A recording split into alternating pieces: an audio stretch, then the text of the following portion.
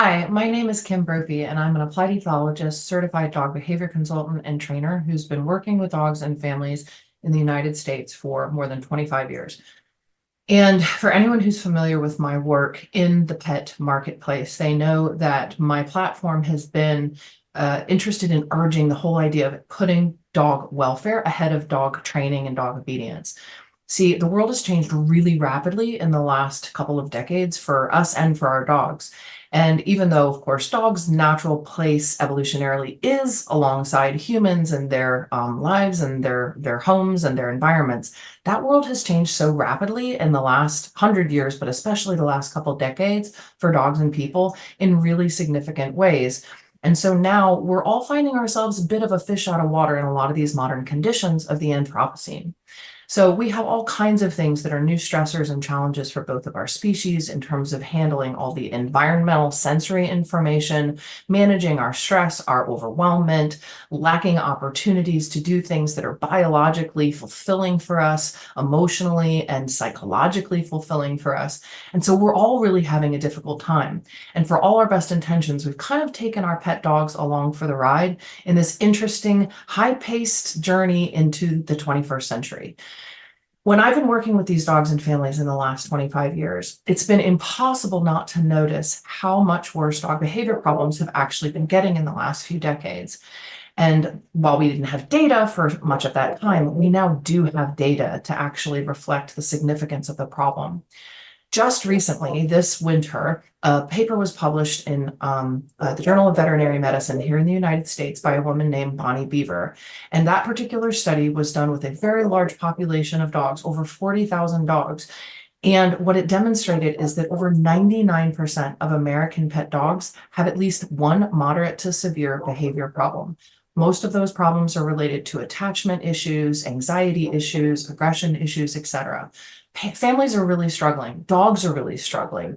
And one of the things that we've been doing wrong, quite frankly, is going about this with dog training being our kind of emphasis for how we were going to help these dogs. See, because we haven't really been applying modern animal welfare science to our pet dogs, we've really been missing some important opportunities to help them be able to cope with these modern conditions in more functional ways so that their welfare is better and frankly, so that their behavior is better as well.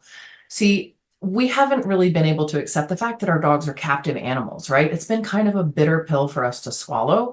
And so I think that's why we've been so kind of slow to apply all the modern animal welfare science, that what's called the 5 domains of animal welfare, and we haven't provided them for their needs the same way that other captive animals in zoos and on farms, now we've been aiming to provide for their needs.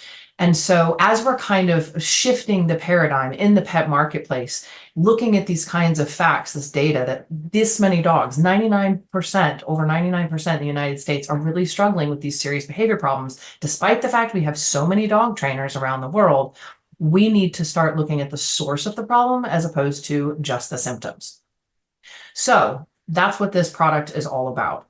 I have been urging my colleagues, people in the sciences, people in the pet industry, to be working on coming up with innovative products, services, and resources in their homes, businesses, and communities that can actually help give pets the relief that they need while they're struggling to live in these captive conditions. And while I was working on my huge talk that I'm preparing for 2025, that I'll be giving at 5 of the major conferences this year, on the importance of really applying these models to our pet dogs, giving us groundbreaking new ways to move into the future together to actually solve these problems at their source, I was looking online to see if one of my fantasy product ideas that I've been hoping someone would create for years had possibly been developed since I had last checked.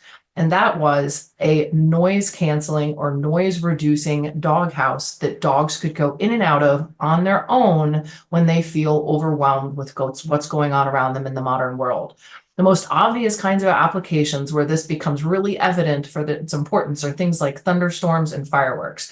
So even though storms have been around for a really long time and a lot of dogs have had thunderstorm phobia for a very long time, we all know that climate change is making that a lot worse. I live here in the mountains of Western North Carolina, where Hurricane Helene came through this year and absolutely destroyed our region.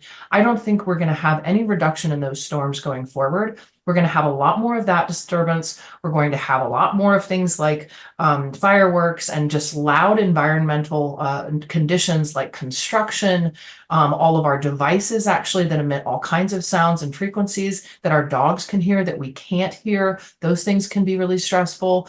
Most Americans, actually, 97% of Americans are living in urban environments. And so I don't know how that is in every other country, but for those of us living in urban environments, the kind of noise pollution and light pollution that our dogs are dealing with can really overwhelm their nervous system.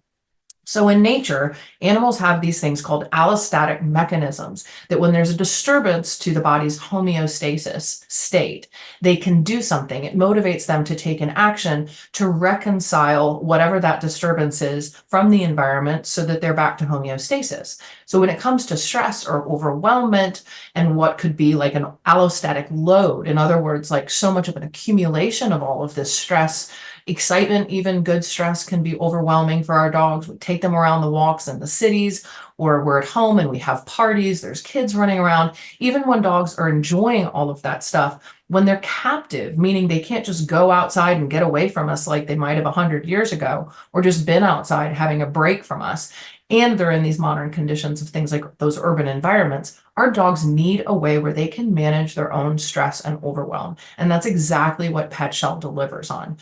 The fact that these dogs are able to go into this beautifully designed space that won't be a disruption to people's home decor at all. It's a lovely piece of furniture, whatever your style is. They can go in there on their own when they feel overwhelmed, whether that's because it's a storm, because it's fireworks, because you're having a party, because you just went for a long, stressful walk, whatever those things might be. If we're actually improving our dog's ability to manage their own stress, that's going to have profound ripples for all kinds of benefits. It means that our dogs then are able to make better decisions. They're able to learn better.